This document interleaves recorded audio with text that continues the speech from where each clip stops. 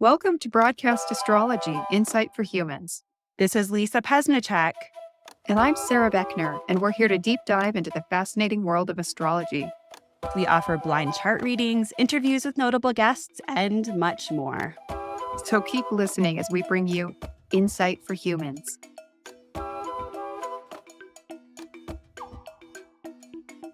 Hello, we're back. It's Lisa and Sarah. Today's going to be a casual day of just having a conversation and exploring astrology from the perspective of how we use it in our own lives. Why do we study astrology? What is the value? And how do we use it? How did we come to it? We're just going to dive in and have a discussion about all of those things, in part because as astrology becomes more well-known and starts to trickle out into the culture at large, I've been reflecting back on some of my early experiences, and I was open and I was curious, but having a really hard time understanding how to integrate this new language. We're just going to share a little bit about our stories so that if you're in that same place, try to shed a little light on the value of jumping down the rabbit hole, so to speak. Because once you climb in, there's no going out, right, Lisa? It just keeps on going. It is one rabbit hole after another. And if you have a curious mind that's always been looking for what are the cycles that we're part of, what's the bigger meaning behind each of our lives and life in general, and how can we get deeper insight through symbols in order to understand the nature and the fabric that we're a part of is really, really, really valuable. And I think curious minds and just humans in general have these kinds of questions. That's why we have religion. That's why we have different forms of spirituality. My background's in archaeology and full of symbology and looking at the patterns and the cycles that we're part of and attributing different gods and goddesses and symbols and to explain our experience of the world. So Mhm. So it makes sense to me that the archaeology would be working in that direction, that would open you up to the understanding of astrology. But how was it actually in your life? What was your early exposure, and at what point did it really grab you? well, I remember I was about 7, maybe 8, and I was at one of those Hallmark stores, and they had zodiac journals, and I've always been a really intense journaler, and there's a turquoise Pisces journal, and I read the little, description at the beginning and felt so seen. I was like, "Oh my god, what does this mean?" And then from that point on, I could always remember everybody's sun sign much easier than I could remember their name. And I remember I was always doing this analysis of what a Leo sun is like, and this is what a Gemini sun is like, and getting this feel for the nature of the different ways that different zodiacal signs can play out. And then in 2018, I had a breakdown and I realized I needed to do something that I really loved in my life. And I said, screw it, I'm studying astrology. And I bought a bunch of books and then I started a 4-year program. And then I've been doing various programs ever since. But the process of learning astrology for me was actually a feeling of remembering something that I had always been trying to plug into life. And so the process for me felt like I was filling myself up with something I had always been missing and language that I had always been reaching for but never had access to. And astrology has always been a process of learning that's been felt very intuitive and easy and fun and obsessive, and this feeling of how can I take it further? How can I go deeper? How can I expand it? How can I dial in more? Here I am. How Actually, about to you? hear you, Tell me about yours. well, hang on. I mean, because just to hear you talk that way, it sounds like a religious experience in some ways. I mean, to say that it was a remembrance, almost as if it was calling you. That's how people describe deep spiritual experiences. Hmm. And yeah, I didn't think until you talking about this just being an innate human need that is expressed through religion and questing and all of these things. I didn't really think of astrology like that, but yeah, it is. And in some ways, I feel the same, not so much a remembering, but like a calling, like it was meeting me somewhere. And I've been a seeker my whole life. I definitely was provided ample evidence of the miraculous through lots of serendipitous and beautiful events when I was younger that primed me to continue to seek more evidence of Yeah. something uh, divinely intelligent, something very organized and coherent and underlying all of creation. That Hmm. does give me a sense of trust and comfort in the way that somebody might find through some sort of divinity, some God. Absolutely.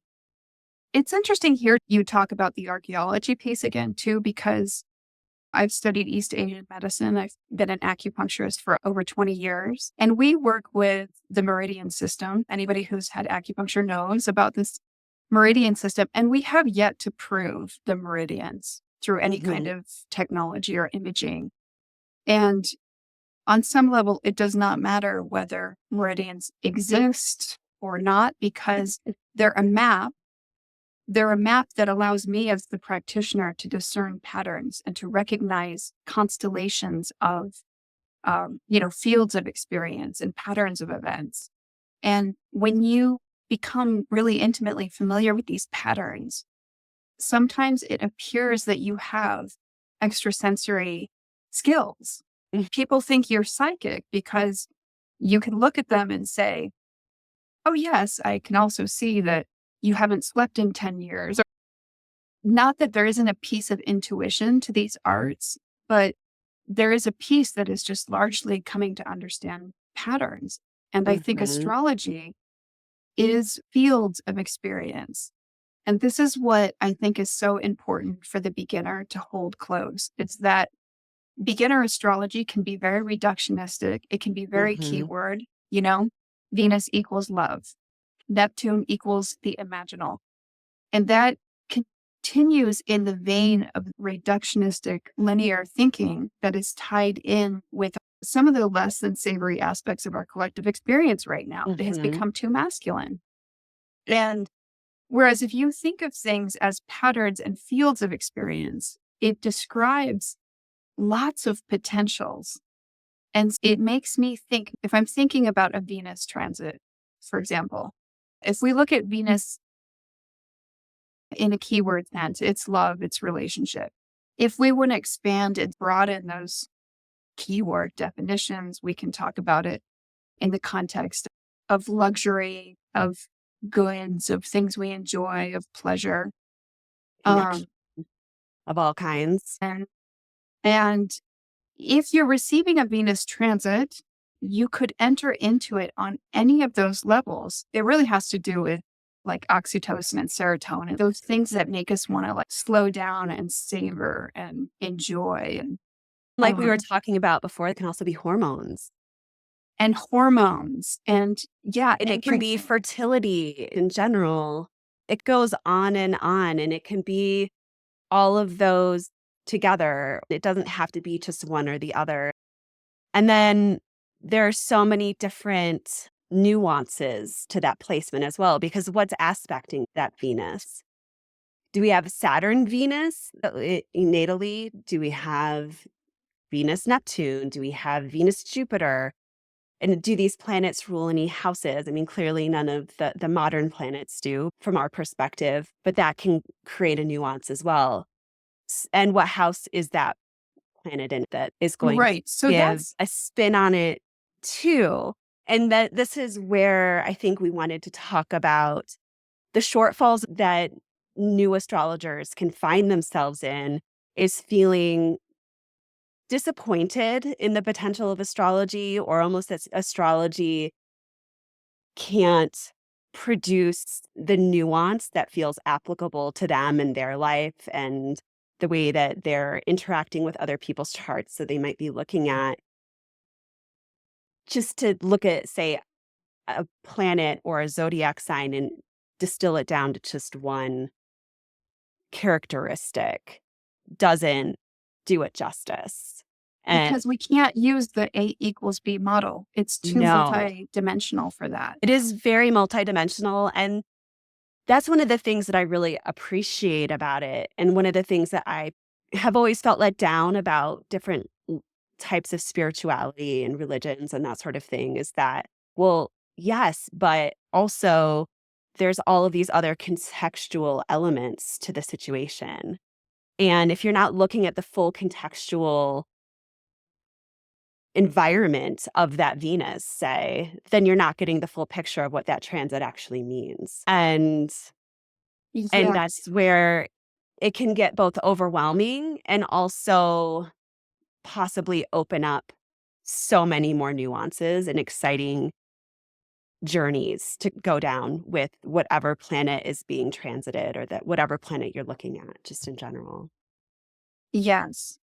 I was trying to think about an analogy, like if I was trying to help make sense of some of this complexity. And what occurred to me was I was thinking about growth mediums. Like if you grow plants or if you were trying to Mhm, grow something in a petri dish, to me, mhm, it's almost like a transit is a growth medium.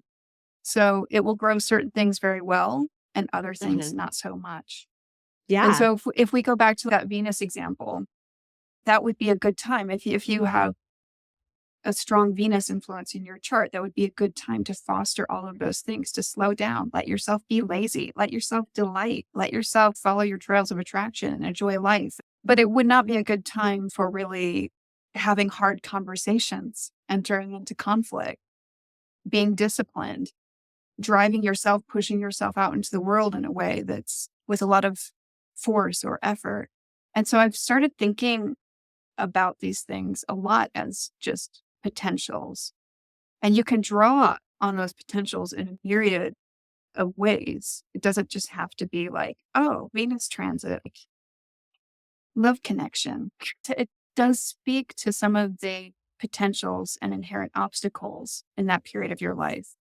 But like you said, that's a very simplistic analysis because we really can't say that about Venus. We have to take in the context of the whole chart and all of that nuance and subtlety and interaction and discern that, let that whole pattern start to speak. And I guess in many ways, that's our job, is to collect that data and then be a voice to integrate all of that information.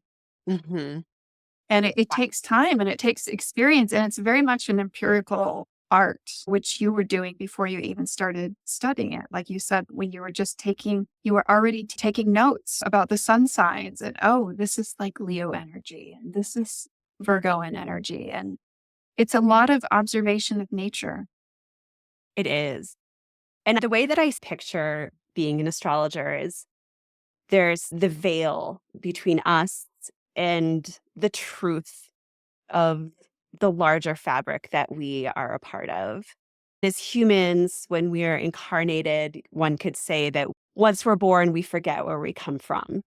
And we spend so much of our lives trying to figure out, where did we come from and what are we part of at a much larger scale? Because it can feel so lonely as a human in this incarnation, which is really part of the value of being human from my perspective, is that very Saturnian one foot in front of the other, despite the loneliness and the isolation and the separation from the truth of our origination. But the way I see astrology is that there's this little peephole that we get to look into that shows us these huge cycles and patterns. And I picture these beautiful gears turning and spinning. And we just get to see this one little piece of it. But, and it can be frustrating because part of us knows that there's so much more. And it's also frustrating because our human brain can't take in much more, which is why we tend to reduce it to Venus or as the zodiacal sign, because sometimes that's all we can really absorb. And sometimes that's even too much because symbols are so multifaceted that to be able to hold all of it feels overwhelming. I'm just always still so amazed by this little peephole to look towards the other side of this veil because that's really all we get in this lifetime. I mean, you can do psychedelics, dream work, astrology, hypnotherapy, like all this stuff, but they're all just, again, they're just little peepholes into the other side of the veil. And they give you different little perspectives. And what I love about astrology is that it keeps moving and we can keep track of it. And we can look back and we can look forward. And I love the idea that it's just a small bit of it, even though it feels overwhelming to us sometimes. Mhm. It's, I've been studying Kabbalah and they say that's the reason a baby cries. When they take their first breath, they cry is Yes. because they've been launched into this place, the Ha. separation, the initial pain of separation from the Mhm. unconditional. Yes. And actually, hearing you talk brings up another important piece of astrology, which is recognizing our individuality. Because, Yes. yes, we're thrown into this life and having this human experience. And a lot of our early experience is about conformity. We're put into Mhm. schools, we're told what not to be, we're told how not to act. At some point in life, I think we all get the wake up call that we have to reclaim ourselves after a Mhm. childhood of conditioning in many ways. And Yeah. astrology is as a practitioner of astrology, it's one of the most beautiful things to validate that for another human being, to open up their Mhm. chart and say, you are meant to be who you are. Yes. And all of these inklings that you've had, all of these desires that you've had are real. And not to uh, second guess our intuition about who we are. And I think that an astrology chart can really strengthen our intuitive knowledge about ourselves, which I think is what you're saying as well, is Yeah. And give us permission yes. to be ourselves and also to deeply grow into those places where we might be withholding a little bit or afraid to really push ourselves. Astrology does speak to an evolutionary pathway in life. It is a map of the unfoldment of life. Mhm. And, So, Sarah, how have you used astrology personally in your life? you know, like I said, I started thinking about things as fields of potential and not just meaning like, what can I do with this transit, but more even just it can safeguard us against potential pitfalls as well. Mm, Uh, I used to study Enneagram.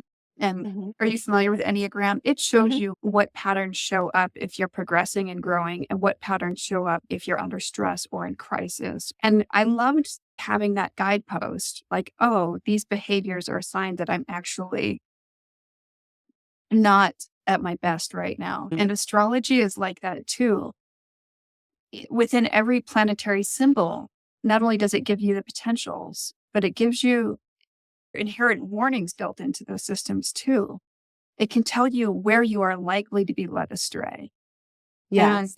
I do think, in terms of the spiritual piece, there is something in me that subscribes to this idea that I don't know, that the path is narrow, that we Yeah. fall asleep and we wake up again and again and again. And we Mhm. continually have to make ourselves conscious again to the Yes. reality, which is tied in with these deeper questions about life. And I think this is a battle between the ego and our humanness that is just so oriented for survival, and the spiritual part of us that knows that we're connected to something greater, Mhm. to know that the truest part of ourself cannot be harmed. And so those two things are at war with each other. And the chart will tell you in any given moment where this egoic structure might assert itself and Mhm. prevent you from showing up in a way that is really your true purpose, which I believe is to be here to love, to build our capacity to love, to be a reservoir for love, to share love with Absolutely. others. And love is a recognition that you and I are one, that we are all intimately connected to each other, and that our actions and our thoughts and all of the things that are attached to karmic consequence in this life all have to do with the welfare of us as a collective organism, of us and the planet. It's perfect. I think that's exactly where we need to be going. But that is part of my interest in astrology is I've always had these questions. I've always looked at my life in the context of this. I zoom way out. And I didn't know until astrology that I could zoom even further. You know, and in a way that was a little bit more tangible because now we're talking about planets and cosmic influence. It's a little closer to home. If we take a planetary symbol like Neptune, I think of Neptune in the context of what we're discussing because it is so connected to the unconscious, to the universal piece of us, to the part that has that divine longing, to the part that wants to experience the mystery, even though we're incarnate. Shadow Neptune can also get quite delusional. It can be led astray. It can lean into false idols. It can zone out, check out. What are you really connecting with? So that's how I think about it. I want to be able to constructively use the potentials that exist. And then I also, in my own life, want to use whatever resources and understand something about the timing of the unfoldment of my own evolutionary story in this lifetime. I recognize that this human experience is brief. To me, it feels so transient. And I just want to mine it for all it. I want to be in it. I want to live it. I want to grow. I want to take risks. I want to be what I'm supposed to be. I feel like I was put here for something. I feel like we were all put here for something. And I want to live into that. And astrology is just another way of trying to understand what that is and also have some sense of my own timing, because the gift of astrology is one of the gifts is that a lot of our notions about how to perceive and move through life are based on cultural ideals. And as Americans, we are taught to grind, grind, grind. It is very much a part of me. But astrology, I can look at the astrology chart and be like, okay, this is where you take a breath. This is where you imagine and dream and envision and restore and rebuild and take care of your organism that is the human body. And here's where you push it out into the world. Here's where you connect with people. Here's where you assert yourself and make a push. And it's just helped me live into those cycles and seasons in a way that feels much more nourishing and sustainable. And I trust it. It's not just coming from these collective ideas or this kind of ethics that exists within the culture at large. It feels very tailored to my experience.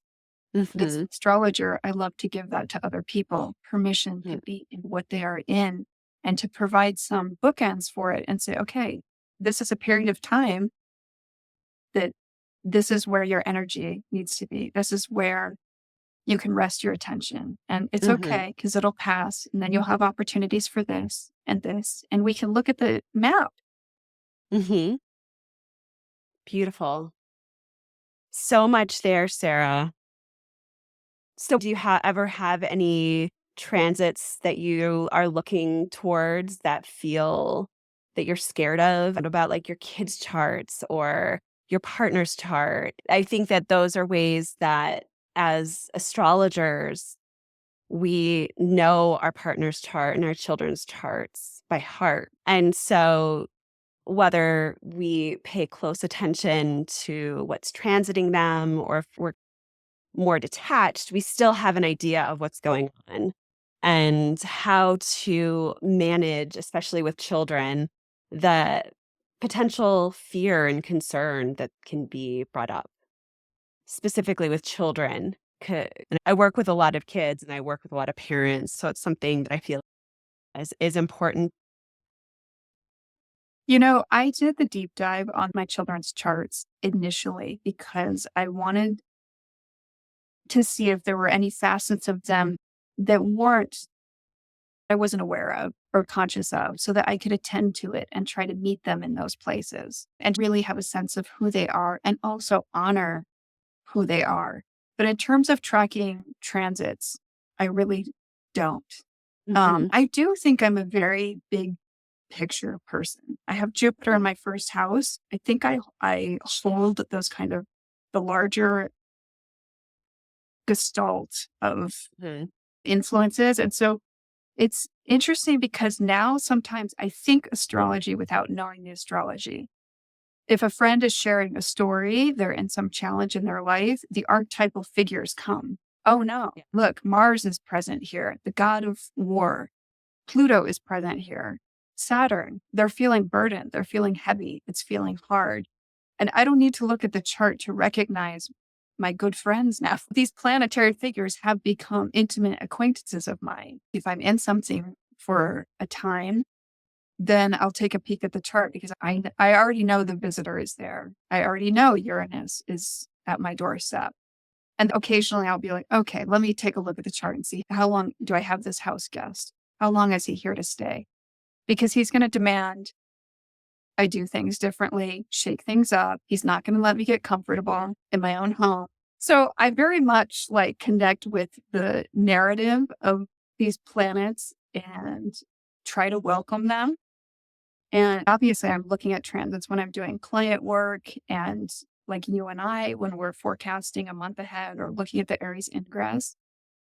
But I don't hold it day by day, or I don't try to directly relate material all of the time because my experience as a beginner, especially, was I just can't hold that much data. And it put Mhm. me off from acupuncture for a long time because every day the connections are changing. Mhm. The planetary degrees are changing. New aspects are unfolding. It's a lot of data in and of itself. And then when you start applying it to people's charts, it's another level of complexity. And personally, I do a solar return reading. I like the broad brushstrokes. I like to see the year ahead. I don't actually want to know what's happening. I'm not looking years down the line. I want to live into the excitement of the unfolding of the journey. But if I'm stumped or if I'm in something that's particularly uncomfortable, I like to see where those bookends are. I want to know Mhm. how long it's there. Of course. What about you? How do you handle it with the kids and the people that you love? Are you looking at their charts? Yeah, I know my kids' charts really well. They have similar angles in their charts, and Pluto's going over one of their angles right now and has been for the past couple years and will for the next couple years. So I can tell when it's at exact degrees for each of my kids because things get a little bit more intense for them and other transits as well. That's just one example. But it gives me an opportunity to understand what they're going through. Like you said, Pluto's visiting them and they're going through a really transformative learning experience. And so it's important for me to allow space for them to go through what they're going through and also help them to dive deeper age appropriately into whatever material is coming up for them. So I feel like for me, it really gives me an opportunity to learn more about how transits unfold in different configurations, but also to interact with it in a way that's hopefully more nourishing and benefiting their personal growth. So I sure, sometimes there'll be a part of me that feels a bit of fear, but then I remind myself that we've all gone through this stuff to some degree on different levels in many different ways, and that we're here for this. We're here for the things that are coming up for our kids, for coming up for us. It's really helped me in my relationship with my husband. I've been looking towards this specific year for both him and I because both him and I are having very specific relationship centered transits challenging.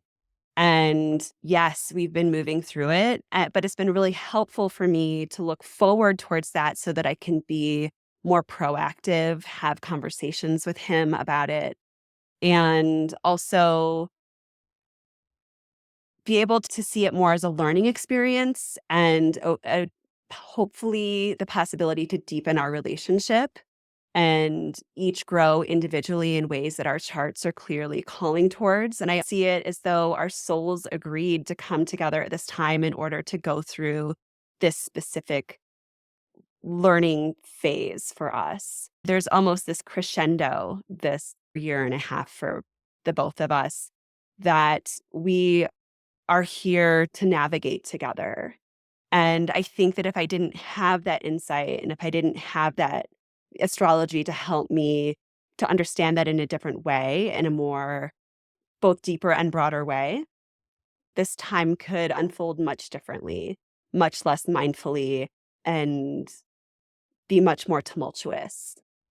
So those are some ways personally that I use it. I use it as a way to just to understand the difficulties that my family members, my kids and my husband and myself are all experiencing. Is it Mars? Are we just feeling more feisty? Is it Pluto where are kind of being pulled apart and reached deeply into and excavated at our depths? Or is it Saturn where we're feeling a little bit defeated and having to deal with hard responsibilities and challenging foundations, but also being able to grow from all of those experiences the best that we can navigate. So, I was thinking about your chart, if you don't mind me saying, Pluto on the ascendant, and you're raising these children who are going through this Plutonian experience during their formative years, coincidence? I mean, they chose well. Somebody could hold them in this place. yeah. And then Pluto is a big player in my husband's chart as well. And he's having really intense Pluto transits right now. So it's very Plutonian over here at the moment.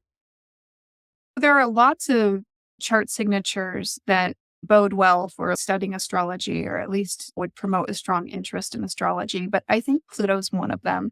You have Pluto Hmm. ascendant, I'm Pluto sun, we're Plutonian people. We Hmm. do want to look at the machinery. We do want to lift up the hood. And there's that Yes. investigative quality. Because for me, that's where a lot of my meaning making takes place. I want to know the why. I want to know the deeper context for the Hmm. experiences, especially when you're going through hard stuff. And Pluto is one of the harder transits, I think, one of the harder dynamics because it can bring up some fear. It's just so primal and connected to our sense of survival that it can Absolutely. feel scary and it can ask for a lot of surrender on some level. And also looking back, the strong Pluto transits that I've had in my life that have taken me personally under, they are the most valuable lessons in times of my life and the ones that feel the most valuable in retrospect because Pluto's so slow. You don't see what's happening and it's all underneath. It's so subterranean and dark, but also fertile. There's so much fertility in Pluto, but it's slow fertility. It's not like Jupiter that says, "Here you go. Here's all the good stuff." You have to go to the underworld. You have to go to the depths in order to bring up the valuable, lifelong gold gems that you're going to carry with you from those experiences. And that's the real value of it. And having Pluto on my ascendant, I go through life with the feeling that you have to sacrifice something in order to Mhm. get something good, Yeah. and a real understanding that nothing in life is free. Even when it looks like it's free, you're still sacrificing something. I love that because it makes me think about it's a subtle shift between if you look at Pluto next to Saturn. Saturn also thinks you have to work really hard, but it's not sacrifice exactly, right? Like Yeah. Saturn is okay. You're going to bear the responsibility. You're going to do the work. Pluto is And no. You're Saturn going to sever a limb. exactly. Well, Saturn makes you feel bad about yourself along the way. And that's part of the challenge, I think, with Saturn is that it disrupts your self-confidence, where Pluto bypasses that and throws you into the corner of your closet and says, do the work. You have to sacrifice and surrender, but it's not Neptune surrender. It's very different because you have to give up something. And I remember when Pluto was conjunct my natal moon a while ago, like 2010 is when I met my husband, and my oldest I adopted, who's my husband's biological sons. But I was going through it, and I remember crying and crying because I had to lose this idealized version of love, of romance, of relationship. And I knew that whatever that was, I had to let go of because it wasn't serving me anymore. But the process of severing that was very painful. And I'm really, really glad that I did. However, it was tough and I'll never forget that. And I didn't know astrology back then. But looking back, I specifically remember this moment of when I was severing that from myself. And it was so Pluto moon. Mhm. And I always talk to my clients about when they're going through strong Pluto. The idea of it as a threshold really is so true. It does play. Like once you walk through that door, your life is irreparably changed. It will never look the same. No. And few people would walk through that door. Truly, you wouldn't want to go back into that room. But you are stepping across a threshold and you will be Yes. forever changed. Yeah. And it's all planned. I guess we can kind of touch on this with the transits and then close up. But I love the transits and timing techniques because it proves to me that there is a loving, intelligent source that we come from. And it planned out not just our natal charts, all of the other layers of timing that we can use, that we can see, were also planned out. So, for instance, my Pluto moon conjunction was all planned out specifically, and I could feel that coming. And all of this is divinely planned for each of us. And we're each so important. And our process of evolution throughout our life is important, not just to us, but I really believe to humanity and maybe even more, that they've planned out all of it. And maybe it was partially us who planned it out. Who knows what's on the other side that helped to visualize and put all of these pieces in place because our human minds cannot comprehend it. But it makes me feel so good to know that none of this is for naught and that it's all important and has meaning far beyond what we can comprehend. And I really believe that there's ripples far beyond. And so when I work with clients, I always keep that in mind in order to help them to navigate towards their North Star. What's their chart saying is their North Star for their life and also the influences that are around them. And Having done this for a little while now, you look at enough charts, I would almost say the plot line is written. The plot yes, line is written, and we have this little margin of free will. If we're being very conscious, gives us access to some freedom in how we respond. You know, absolutely.